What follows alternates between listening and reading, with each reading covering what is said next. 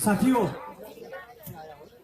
हमारी लड़ाई सबसे ज्यादा जरूरी और महत्वपूर्ण नहीं है, लेकिन सारी की सारी लड़ाई एक मंच पर आई, ये सबसे ज्यादा जरूरी है। किसी साथी ने अभी फरवरी का जिक्र किया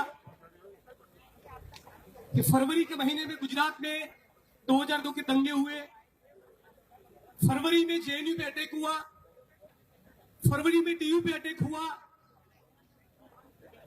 तो हम मोदी जी और संघियों को ये कहना चाहते हैं कि फरवरी में वैलेंटाइन डे भी होता है। और जो लोग शमशान और कब्रिस्तान बनाना चाहते हैं, उनको ये कहना चाहते हैं कि आप शमशान और कब्रिस्तान में उलझे रहिए, हम किसी को आई लव यू कहने के लिए फूलों के बगीचे बनाएंगे। साथियों, ये जो संघर्ष चल रहा है इस देश के सारे कैंपस में, ये संघर्ष को देखकर मुझे कभी ऐसा लग रहा है कि कहीं ना कहीं ये बंदर और होमो सेपियंस सेपियंस के बीच की लड़ाई है। एक तरफ वो लोग हैं जो तर्क शक्ति को काम पर लगाकर वैज्ञानिक दृष्टिकोण से साथ इस समाज के सामाजिक, राजनीतिक, सांस्कृतिक, आर्थिक सवालों को उठाकर इस देश की जनता के सवालों को शोषण हर स्वरूप और हर प्रकार के हर तरीके से शोषण से मुक्ति दिलाने की दिशा में एक संघर्ष करने के लिए एक प्रगतिशील साइंटिफिक अप्रोच के साथ जो सवाल खड़ा करते हैं, ये वो लोग हैं जिनका संघर्ष कहीं ना कहीं संवैधानिक मूल्यों में मानता है। और दूसरी तरफ संघ, एबीवीपी और भाजपा के लोग हैं जो मनुस्मृति के मूल्यों में मानते हैं।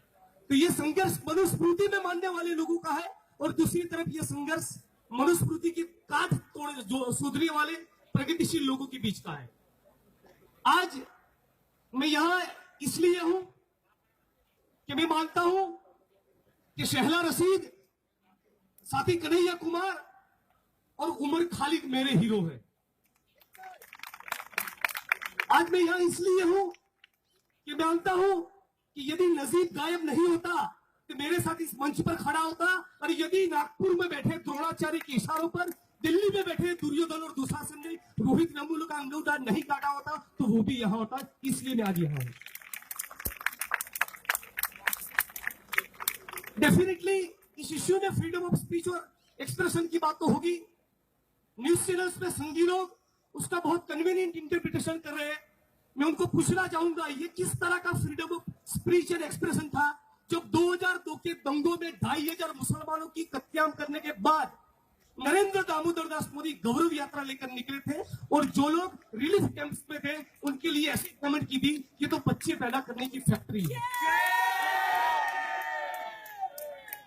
दिल्ली की पुलिस जो गुना दर्ज करना है कर सकती है। इस मंच पर से मैं कहूंगा कि नरेंद्र दामोदर दास मोदी के एग्जिस्टेंस के एवरी पार्टिकल और एटम से हम वाकिफ है, क्योंकि मैं गुजरात से आता हूं और इसीलिए कहता हूं कि इस देश के ललाट के ऊपर लगी कलम की काली टिली है।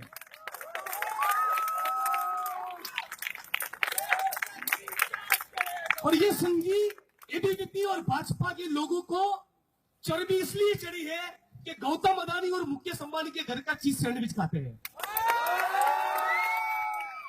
तो ये ब्राह्मणवाद और पूंजीवाद की जो लिंक है, इस लिंक को समझकर दलित, आदिवासी, मुस्लिम, किसान, मजदूर और सारे स्टूडेंट्स एक मंच पर आएंगे और 2017 में गुजरात में भी उनको मजा चखाएंगे और 2019 में भी मजा चखाएंगे।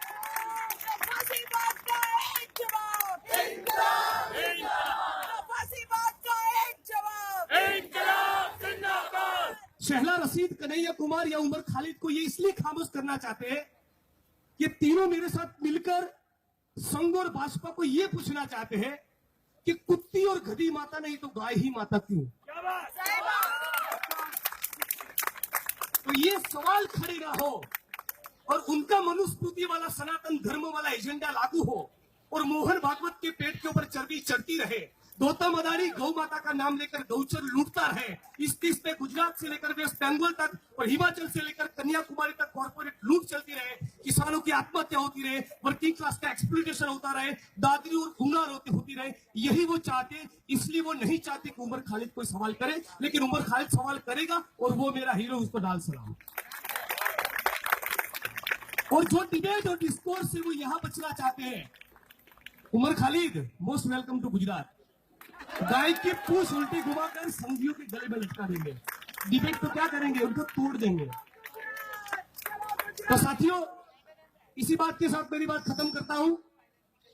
आने वाले दिनों में हम सभी भाई बहन, सभी स्टूडेंट्स, सभी यूथ हमारे कॉलेज के कैंपस में ये जो दमन हो रहा है उसके सामने तो आज लड़ेंगे, लेकिन कल को कॉलेज के कैंपस से बाहर नहीं निकलकर हम लोगों को रोहित वेमुला के साथ भी खड़ा रहना है, नजीब के साथ भी खड़ा रहना है। और जिन जनता के खून पसीने से ये इमारतें खड़ी होती है, अनाज पैदा होता है, उन किसानों और मजदूरों की लड़ाई भी लड़नी है। क्योंकि शहीद आजम भगत सिंह ने कहा था कि क्रांति से हमारा मतलब है किसान और मजदूरों के हाथ में राज सत्ता।